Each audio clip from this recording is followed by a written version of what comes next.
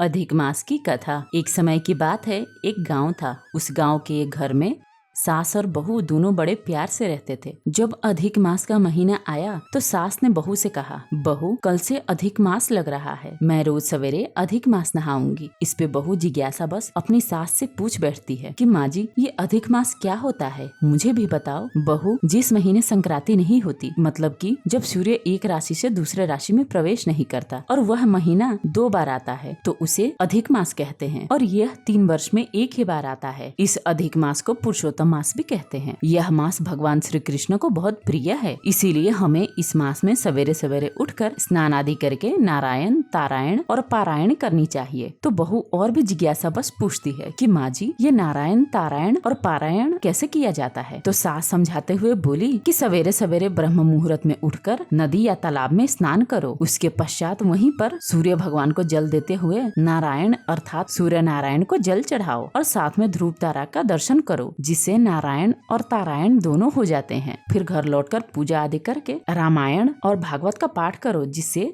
पारायण हो जाता है। इस तरह से पूरे मास नारायण, तारायण और पारायण करनी चाहिए। इस पे बहू बोली, सासू माँ अगर अधिक मास का इतना महत्व है तो आपके साथ साथ मैं भी इस अधिक मास के व्रत को करूंगी। तो सास बोली, नहीं नहीं, तू व्रत कैसे करेगी? अगर तू और मैं दोनों व्रत करेंगे तो घर का सारा काम कौन करेगा? सारा काम तो पड़ा ही रह जाएगा। यह सुन बहू डर जाती है और सास से व्रत करने के लिए कोई भी तर्क वितर्क नहीं करती, पर वह मन ही मन ठान लेती है कि चाहे जो भी हो पर मैं अधिक मास का व्रत अवश्य रखूंगी।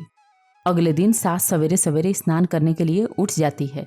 इधर सास के साथ साथ बहू भी उठ जाती है। जब सास स्नान करने के लिए बावड़ी की तरफ चली जाती है तो बहू भी मन ही मन स्नान करने का विचार करने लगी। यह सोच जब बहू रसोई में गई तो उसने देखा कि पानी के बर्तन रखने वाला कुंडा पूरा पानी से भरा हुआ है। बहू उसी पानी से फटाफट स्नान करके पीछे के रास्ते जल लेकर आई और छत पर चढ़ने लगी। बहू छत पे चढ़ के सूर्य नारायण को जल देते हुए ध्रुव तारा का दर्शन कर लेती है। उसके बाद वह जल्दी जल्दी सास के डर से घर का सारा काम करने लगती है। बहू फटाफट जाकर कुंडे से पानी भर लाई और रसोई भी बनाई। ऐसा करते करते 3-4 दिन निकल गए।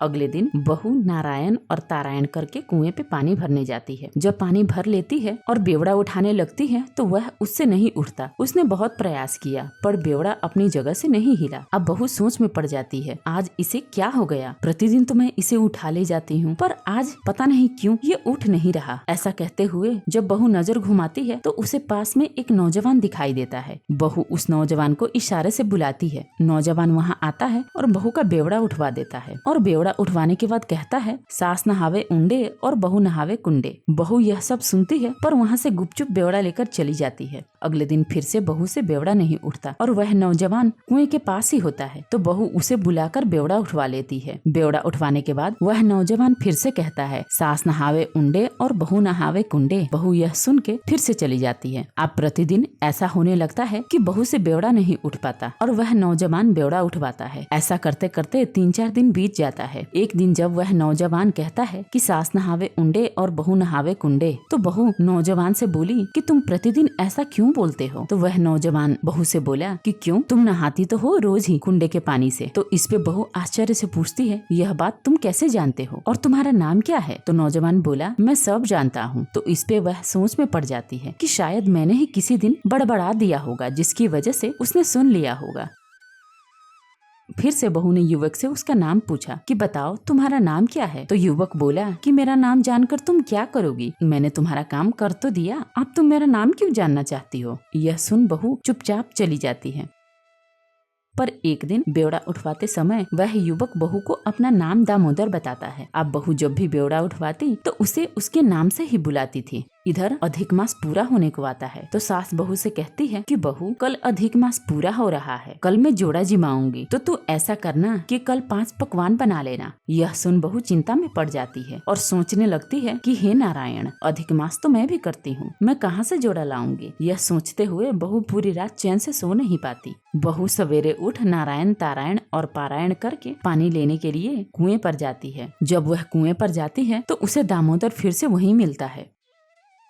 बहू उदास मन से दामोदर को अपनी इच्छा बताती है कि आज तो मुझे अधिक मास का जोड़ा जिमाना है, पर मैं किसको बोलने जाऊँ? तो दामोदर बोला, बहन तू चिंता क्यों कर रही है, मैं हूँ ना, मैं आ जाऊंगा जोड़ा जिमाने। तो बहू बोली, मैं इतनी दूर से तुम्हें कैसे बुलाने आऊंगी, और दिन में सास के सामने घर से निकलना मेरा संभव नहीं हो पाएगा। तो दामोदर बोला कि तुम्हें ज्यादा कुछ करने की आवश्यकता नहीं है। जब भी तुम जोड़ा जिमाने लगोगी तो 2 थाली परोस कर तुलसी वृंदावन में रख देना और गड़ूर घंटी बजा देना। मैं अपनी पत्नी के साथ तुरंत आ जाऊंगा। तो इस पे वह दामोदर से पूछती है कि इतने दूर से तुम घंटी की आवाज कैसे सुनोगे? तो दामोदर बोला, बहन तुम इसकी चिंता ना करो, मैंने जैसा कहा है वैसा ही करो और विश्वास रखो, श्री कृष्ण वासुदेव अवश्य ही तुम्हारी सहायता करेंगे। अब बहू फटाफट घर आकर 5 पकवान तैयार करती है और सास के पास जाती है और कहती है कि माँ जी आप अपने जोड़े को बुला लाओ। थोड़ी देर में सास जोड़ा जिमाने के लिए जोड़ा को बुला लाती है। बहू जोड़े को बिठा देती है और उनको भोजन परोस देती है और इधर दामोदर के कहे अनुसार बहू 2 थाली सजाकर पीछे के रास्ते से तुलसी वृंदावन में रखाती है और गरुड़ घंटी बजाते हुए अंदर को चली जाती है।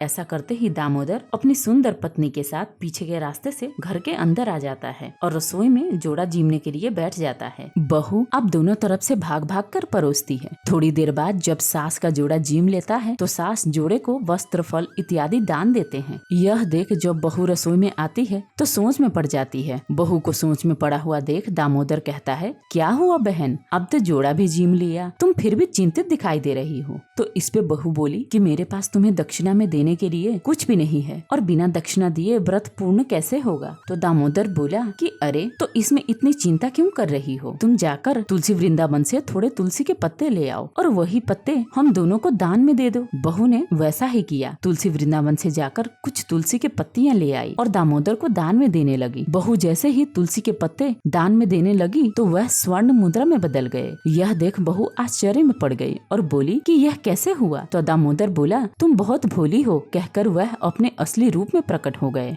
और बोले, बहन मैं श्री कृष्ण हूँ और यह मेरी पत्नी देवी रुक्मिणी है। यह देख बहू श्री कृष्ण के चरणों में गिर जाती है और उनसे बेवड़ा उठवाने के लिए क्षमा मांगती है। भगवान बहू का व्रत पूर्ण करवाते हैं और उसे आशीर्वाद देते हुए वहाँ से चले जाते हैं। इधर उनके जाने के बाद जब बहू सास के पास आती है तो सास का जोड़ा भी जिम कर चला गया होता है। अब सास बोली कि बहू जोड़ा तो जिम कर चला गया है, अब चलो हम दोनों भी रसोई में चलकर कुछ भोजन कर लें। अब दोनों सास बहू रसोड़े में जाते हैं। वहाँ जाते ही क्या देखती है कि 2 थाल सोने, चांदी, मोती, माणिक से भरे हुए हैं और जिस थाल में दोनों ने खाना खाया होता है वह भी स्वर्ण में बदल गए होते हैं और वहाँ भगवान का पद चिन्ह भी होते हैं। यह देख सास बहू से पूछती है, ये सब क्या है और यह सब कौन दे गया और यह पद चिन्ह कैसे पड़ा यहाँ पे? तो बहू सास को अपने व्रत के बारे में सब सच सच बता देती है और सच छुपाने के लिए क्षमा मांगती है। तो सास खुश होते हुए बहू से बोली, अरे बहू, स्वयं भगवान ने तुम्हारा व्रत पूर्ण किया है, तुम्हें क्षमा मांगने की क्या आवश्यकता है? स्वयं ईश्वर ने तुम्हें वरदान दिया है,